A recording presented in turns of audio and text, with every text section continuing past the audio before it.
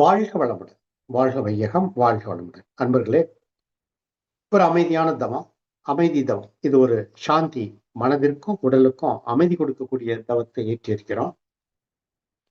ஒரு சிறிய சிந்தனையை எடுத்துக்கொள்ளும். அதுக்கு முன்னால கொஞ்சம் அரசியல் பேசிக்கணும். ஏன்னா அரசியல் என்பது தெரிந்து கொள்ள வேண்டுங்கிறதுக்காக. அரசியல் அல்ல, ஒரு நாட்டு நடப்பு விஷயம்.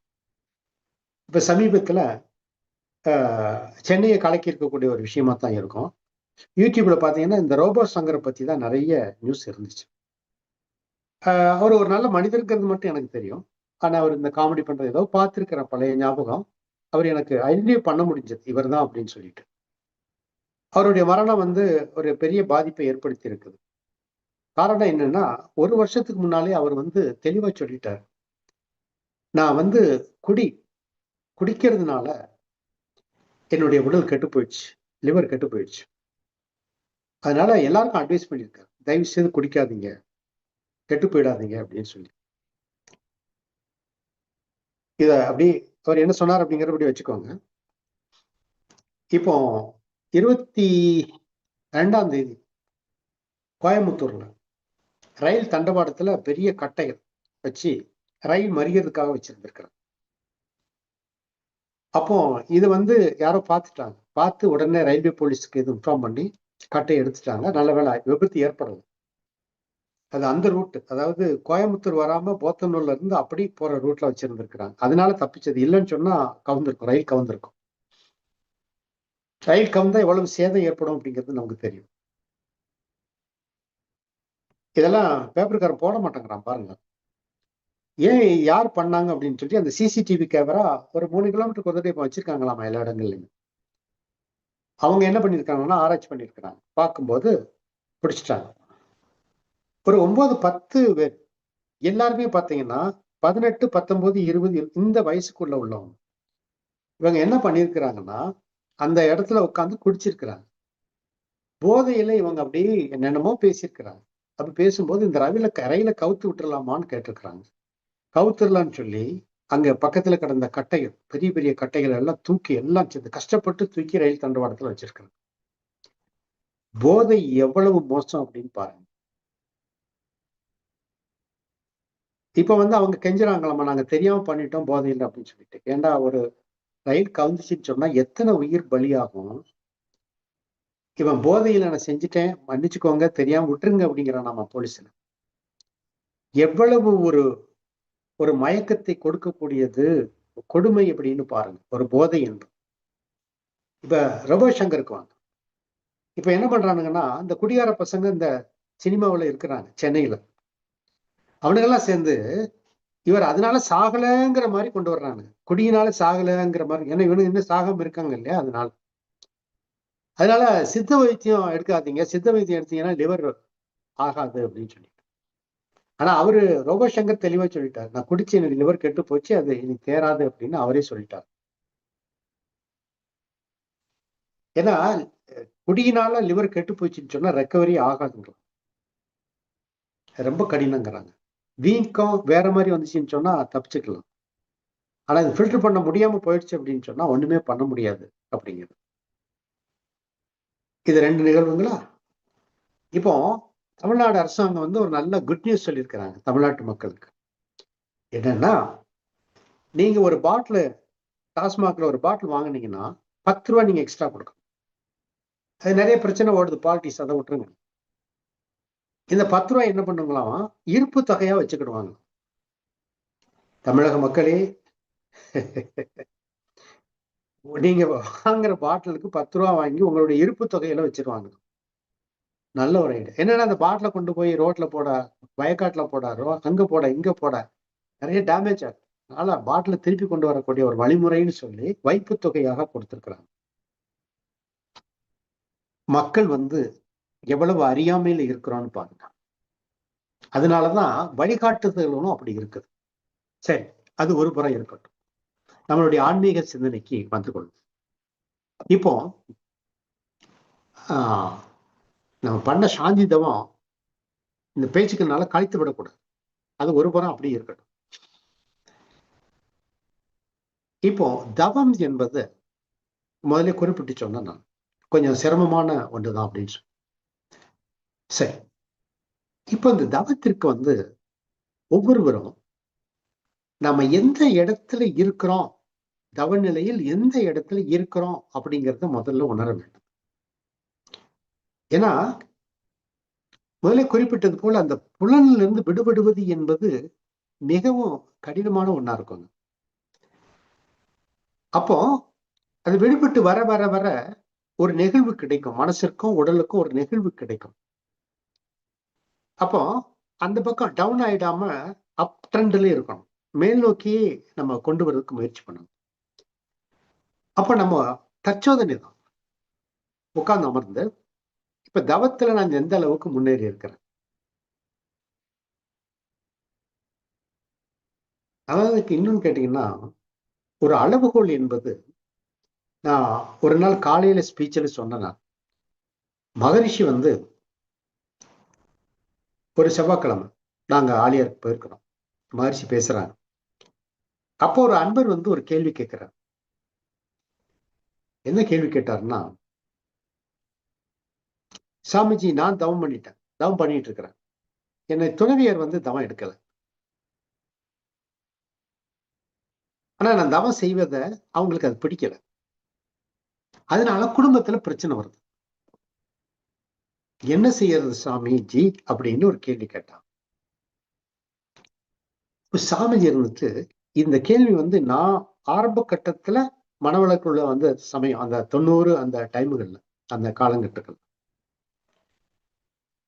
ஆழியால வச்சு நெகுவது இது அப்படியே மகரிஷி சொன்ன பதில் என்ன சொன்னாங்க அப்படின்னா, நம்ம தவம் எடுத்து குடும்பத்துல அமைதி உங்களுக்குள்ள அமைதி, குடும்பத்துக்குள்ள அமைதி கொண்டு வரணும்னு தான் சொல்றோம்.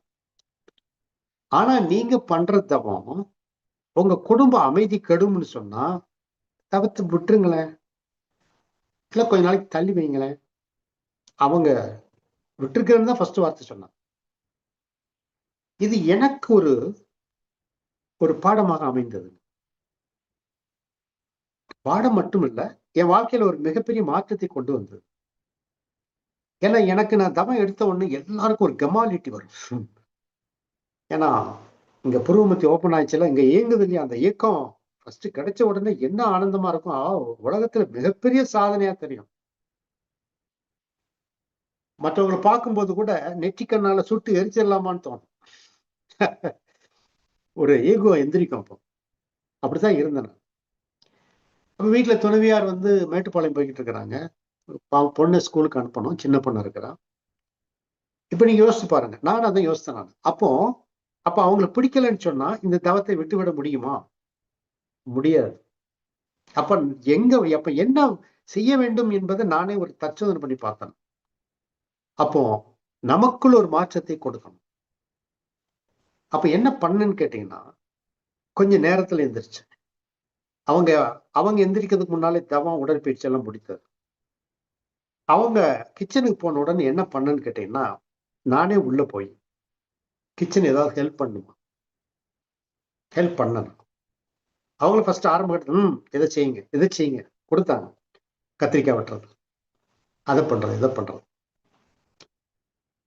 இதெல்லாம் பண்ண ஆரம்பிச்ச உடனே அப்பந்தான் என்ன ஆகுதுன்னு கேட்டேன். இப்ப நீங்க பாருங்க, அவங்க காலையில அவசர அவசரமா குழந்தைய அனுப்பணும். ஆட்டோக்காரன் வரமாட்டா, பஸ்ல தான் போய் அனுப்பி விடணும். நான் கொண்டு போய் விடணும். அவங்க அவசர அவசரமா சமையல், அவசர அவசரமா பிள்ளைக்கு ரெடி பண்றாங்க. குளிப்பாட்டி அது பண்ணி இது பண்ணி நான் உட்கார்ந்துகிட்டு ஆக்கினை அப்படின்னு உட்கார்ந்துட்டு இருந்தோம்னு சொன்னா அந்த குடும்பத்துல எங்க அமைதி வரும்? அந்த அலையைக்கும் நம்மளை தவம் செய்ய விடுங்களா? இல்ல. அப்பதான் நான் சென்ற வாரம் காலையில் சொன்னேன். இந்த ஹியூமன் எக்ஸலன்ஸ்ங்கிறது எம்ஏ பிஏ படிக்கிறது இல்லைங்க, பட்டம் வாங்குவதல்ல. அந்த எக்ஸலன்ஸ்ங்கிறது உங்களுக்குள் வெளிப்படணும். அந்த வெளிப்பாடு என்பது ஒரு சுமூகமான உறவை பலப்படுத்த வேண்டும். நல்ல உறவை பலப்படுத்த வேண்டும். அது கணவன் மனைவி உறவு, குழந்தைகள் உறவு, உங்களுக்குள் ஏற்படக்கூடிய மாற்றம் அவர்களுக்குள் மாற்றத்தை ஏற்படுத்த வேண்டும். இது ஏற்படுதா அப்படிங்கிறத ஒவ்வொருவரும் பார்க்கணும். அதை மீறி இல்ல, அதனால இல்ல அப்படின்னு சொன்னா அவங்க இல்லாதப்ப தவம் பண்ணுங்க. உங்களுக்கு அவங்க இடையூறா தான் இருக்கிறாங்க அப்படின்னு சொன்னா அவங்க இல்லாதப்ப நீங்க தவம் பண்ணுங்க. காலங்கள் வரும், கண்டிப்பாக மாற்றங்கள் வரும். என்னுடைய தகப்பனார் எனக்கு நல்ல ஞாபகம் இருக்கு. அவங்க எல்லாம் பக்திமா இருக்கும். நம்ம தவம் செய்யறது பிடிக்கல அவங்களுக்கு ஆரம்ப கட்டத்துல. நான் இப்ப உட்காந்து பேசிட்டு இருக்கிற இந்த இந்த இடத்துல தான் உட்காந்து தவம் பண்ணேன் காலையில ஒரு நாள். 1990கள். அப்பா வந்திருக்காரு கேரளாவில இருந்து. வந்து அந்த காலையில வெளியில பாத்ரூம் போறாரு. கதவை ஓங்கி டப்புன்னு ஒரு அடி. தவத்தை கலைக்கிறார். ஒரு காலம் அது. இப்ப அப்படி இல்லை, மாறி போயிடுச்சு. அவங்க ஒத்துழைப்பு கொடுக்குறாங்க. அவங்க வீட்லயும் மேல மண்டபம் தொடங்கினாங்க கேரளாவில். அதுக்கெல்லாம் ஒத்துழைப்பு கொடுத்தாங்க. மகரிஷியை பத்தி பெருமையா பேசுறாங்க. இப்போ என்னன்னு கேட்டீங்கன்னா, நமக்குள் ஏற்பட்ட மாற்றம். ஓ, தவத்துக்கு செல்வதனால இந்த இந்த பயன் வருது, இவங்கிட்ட ஒரு மாற்றம் இருக்குது, நல்ல இதா இருக்குது, ஒரு இது அதான். அதுதான் உங்களுடைய நிலை என்பதை எந்த இடத்தில் இருக்கிறீர்கள் என்பதை நீங்க அனலைஸ் பண்ணி நீங்க முதல்ல பார்த்துருங்க. அடுத்து இந்த தவம் வந்திருக்கிறனால என்னுடைய நோக்கம் என்ன? ஒரு நோக்கமில்லாத பயணம் என்னைக்குமே தோல்வியில் தான் முடியுங்க. காலையில பஸ் ஏறுறீங்க அல்லது கார்ல போறீங்க. எங்க போறீங்க? எந்த இடத்துக்கு போகணும்? போவதற்கு உங்களுடைய தயார் நிலை என்ன? பஸ்ஸுக்கா சில்லறை காசு எடுத்திருக்கிறீங்களா? கரெக்டா எடுத்திருக்கீங்களா? போயிட்டு திரும்புவதற்கு வசதி இருக்குதா? நேரங்காலம் இருக்குதா? அப்போ நமக்கு ஒரு செயலை செய்யும் பொழுது நோக்கம் அறிந்து செய்ய வேண்டும். அப்ப இந்த ஊருக்கு போறேன் அப்படின்னு சொன்னா அங்க எதற்காக செல்கிறேன் என்ற ஒரு நோக்கம் இருக்கணும். பொழுது போகலங்கிறதுக்காகவும் போகும். அப்ப பொழுதை போக்க வேண்டும் என்ற ஒரு நோக்கம் இருக்கு. நான் கூட சில நேரம் போர் அடிச்சுன்னு சொன்னா ஸ்கூட்டர் எடுத்துட்டு டவுனுக்குள்ள போய் பக்கத்துல ஒரு ஆர்எஸ்புரம் ஒரு ஏரியா இருக்குது. சும்மா போயிட்டு அந்த வெஜிடபிள்ஸ் மார்க்கெட் ப்ரொவிஷன் ஸ்டால்ல போயிட்டு ஏதாவது 1-2 திங்ஸ் இருக்கும். சும்மா ஒரு நிலக்கடா பாக்கெட் எடுத்துட்டு வரணும். பொழுது போகலன்னு சொன்னா அப்ப நோக்கம் என்பது பொழுது போக வேண்டும். ஏதோ ஒரு நோக்கம் இருக்கு. அப்ப அந்த நோக்கத்தை வைத்துக் கொண்டுதான் நம்ம செயல்படணும். அப்ப தவம் செய்வதனுடைய நோக்கம் என்னன்னு பாருங்க. நான் தவத்துல இருக்கிறேன், என்னுடைய நோக்கம் என்ன? இறைநிலை உணர்வதா? குடும்பத்தில் அமைதி, உறவுகளுடைய அமைதி, எதுன்னு நீங்க பாருங்க.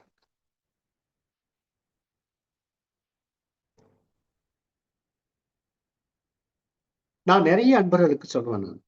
நான் பேராசிரியர் ஆயிட்டு பல மன்றங்கள்ல டெவலப்மெண்ட்ஸ் கொண்டு வரும் பொழுது அருள்நிதி அப்படிம்பாங்க. அப்ப நான் நிறைய அன்பர்களுக்கு நான் சொல்லுவது என்னன்னா, அருள்நிதி ஆயிட்டீங்களா, நீங்க என்ன பண்ணுங்கன்னா மன்றத்துக்கு வாங்க, தவம் செய்யுங்க, சிந்தனை கேளுங்க, அப்படியே எந்திரிச்சு போயிரு.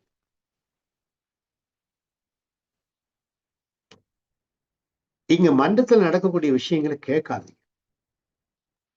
அவங்க சொல்லுவாங்க நீங்க துணை பேராசிரியர் ஆயிருங்கம்பாங்க. ஆகாதீங்க. உங்களுடைய நோக்கம் என்ன? துணை பேரரசர் ஆக வேண்டும், அறங்காவலர் ஆக வேண்டும் என்ற நோக்கமா ஆய்க்கணும். ஆனா போயிடும். தகுதி இருக்கும். சிலர் அந்த தகுதியை வளர்த்து கொண்டு வருவாங்க. அப்ப அக்செப்ட் பண்ணிக்கலாம்.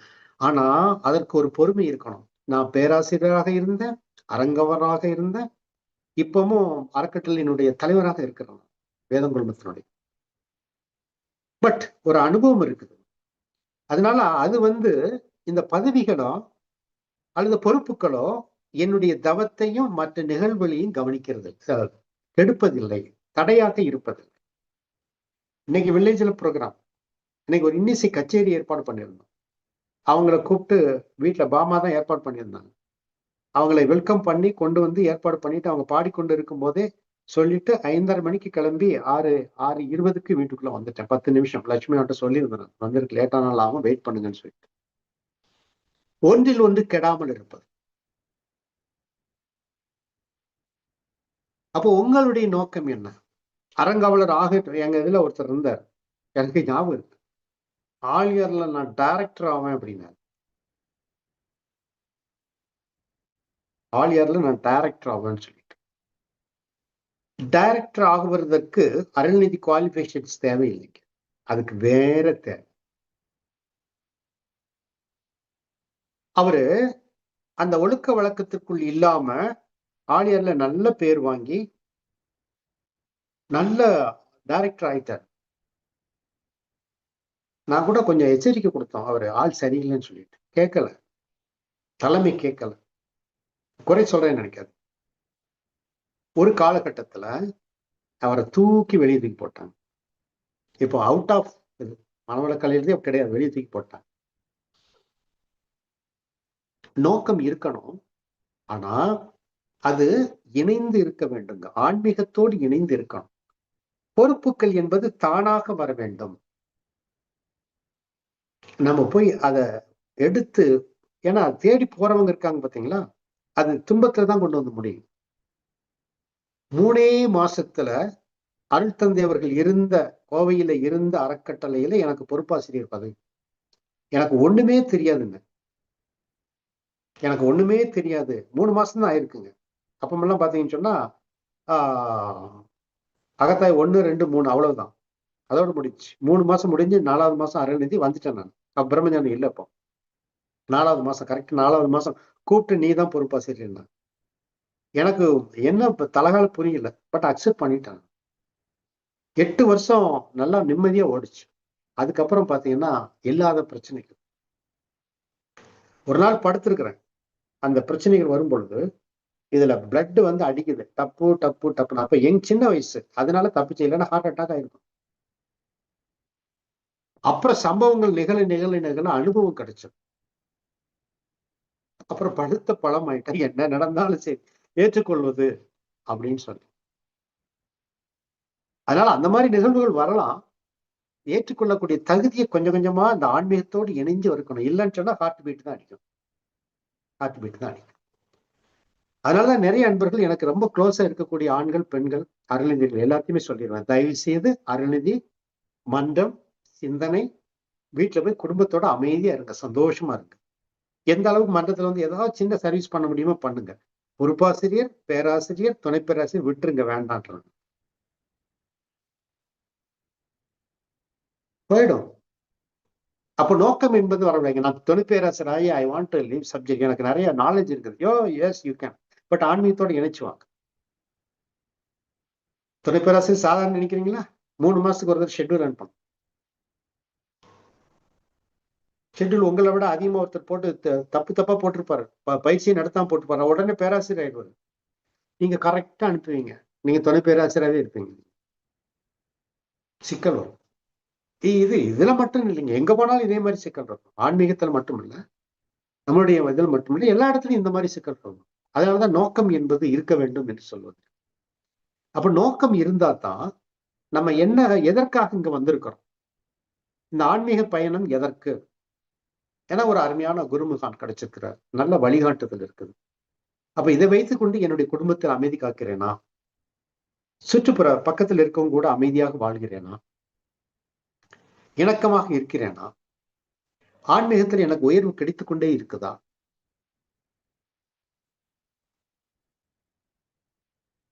எனக்கு ஒரு 3 மாசத்துக்கு முன்னால ஒரு தலைவலி ஆரம்பிச்சது, இன்னும் லேசா இருக்குது. அப்ப நான் கூட ஹோமியோ டாக்டர்கிட்ட போனேங்க. அப்ப அவர் வந்துட்டு இது சாதாரண தலைவலி தான் அப்படின்ட்டார். பட் எனக்கு தலைவலி வந்ததில்லை. ஐம் நியரிங் 68, தலைவலியே வந்ததில்லை. பட் நானா உட்கார்ந்து ஆராய்ச்சி பண்ணேன். என்னன்னு சொல்லும் பொழுது, இப்ப கிராமம் கட்டுறோம் இல்லைங்களா, அதுல நான் பெரிய இன்வால்மெண்ட் கிடையாது. என்ஆர்எஸ் பார்த்துட்டு சில விஷயங்களை மட்டும் பார்த்து கொண்டு இருக்கிறேன். இன்வால்மெண்ட் தான் இருந்தாலும் நான் அதை ஒரு சுமையாக எடுத்துக்கொள்வதில்லை, பெரிய ஒரு ரிஸ்க் எடுத்துக்கிறது இல்லை. ஒன்னொன்னுக்கு ஒரு டிபார்ட்மெண்ட், அதை பார்க்கறதுக்கு ஒரு ஆள், இதை பார்க்க. பட் இருந்தாலும் அது எப்படி முடிக்க போறோம், ஃபினான்ஸ் எப்படி இருக்கும், தலைவலி வந்துருச்சு. உண்மையா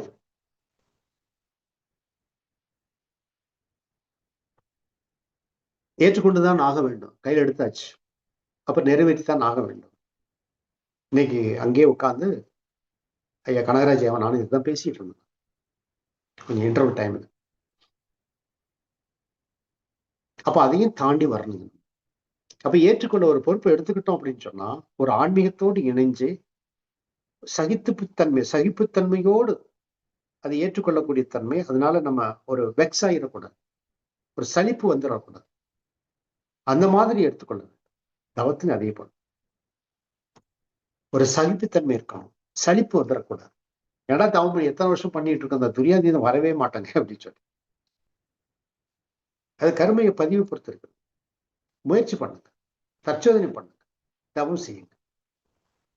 அது தானாக இயல்பாக உங்களை இழுத்துக்கொண்டே செல்லும். ஆனா குரு தொடர்பு இருந்து கொண்டே இருக்கும். சக்திகளை வரலையா, அடிக்கடி ராதாகிருஷ்ணாவையே மீட் பண்ணுங்க, ஞான ரிஷியை மீட் பண்ணுங்க.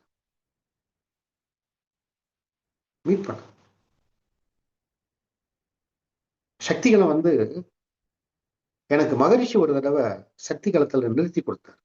அது ஒரு பெரிய அருமையான எக்ஸ்பீரியன்ஸ். அடுத்து ராதாகிருஷ்ணனுடைய கன்னியாகுமரி ப்ரோக்ராம், அதுல போய் தான் சக்திகளை உணர்வு என்பது அப்படியே அருமையா கிடைச்சது. அதனால் அன்பர்களே, நேரம் கருதி நிறைவு செய்கிறேன். கொஞ்சம் விஷயம் தான் டிஸ்கஸ் பண்ணியிருக்கிறோம். இலக்கு வைத்துக் கொள்ளுங்க. எந்த 2 பாயிண்ட் தான், எந்த இடத்துல நான் இருக்கிறேன் அப்படிங்கிறத அனலைஸ் பண்ணுங்க. ஆன்மீக வாழ்க்கையாக இருந்தாலும் சரி, உங்கள் வாழ்க்கையாக இருந்தாலும் சரி, எதை நோக்கி பயணிக்கிறேன் அப்படின்னு பாருங்க. அப்படி நீங்க அந்த பயணிப்பது நோக்கம் என்பதை அறிந்து கொண்டால்தான் உங்களுடைய சொல் செயல் சரியாக வரும். அப்ப அதற்கேற்ற உங்களுடைய மனம் ஈடுபட ஆரம்பிக்கும். மனம் ஈடுபட்டா செயல் சரியாக வர ஆரம்பிச்சிடும். அப்படித்தான் நம்ம வாழ்க்கையை, ஆன்மீக வாழ்க்கையை கொண்டு செல்ல வேண்டும். ஒரு இன்பமான வாழ்க்கை, ஆன்மீக வாழ்க்கை என்பது ஒரு இன்பமான வாழ்க்கை. ஏன்னா நம்முடைய வாழ்வினுடைய முடிவு தெரியும். வாழ்வு எப்படி இருக்கணும் அப்படிங்கிறது நமக்கு டிசைன் பண்ணி கொடுத்துட்டாங்க. அப்ப அதன்படி வாழ்கிறோம், அதன்படி வாழ்ந்து வாழ்வை நிறைவு செய்து கொள்வோம். அந்த மாதிரி போனோம். உறவுகளோட நல்ல இணக்கங்கள், இந்த மாதிரி எல்லாம் நம்ம இருக்கணும் அப்படிங்கிற ஒரு நிலையை நம்ம வச்சிருக்கிறோம். அப்ப அந்த மாதிரி நம்மளுடைய வாழ்வை வகுத்து கொண்டு ஒரு நோக்கத்தோடு, குறிப்பறிந்து நோக்கத்தோடு நம்ம வாழ்வை அமைத்துக் கொள்ளும் பொழுது நிச்சயமாக நம்ம ஆன்மீக வாழ்க்கையில் சாதிக்க முடியும். சாதிப்பது ஒன்றுதான் இந்த பிறப்பினுடைய நோக்கம். அதை உணர்ந்து நீங்கள் எந்த நிலையில் இருந்து இருக்கிறீர்களோ அதுல மாற்றி அமைத்துக் கொண்டு உங்களுடைய நோக்கத்தை நிறைவேற்றிக் கொள்ளுங்கள் என்று கூறி வாழ்த்தி நிறைவு செய்கிறேன். நீங்களும் உங்கள் அன்பு குடும்ப உறுப்பினர்கள் அனைவரும் வாழ்க வளமுடன், வாழ்க வளமுடன், வாழ்க வளமுடன்.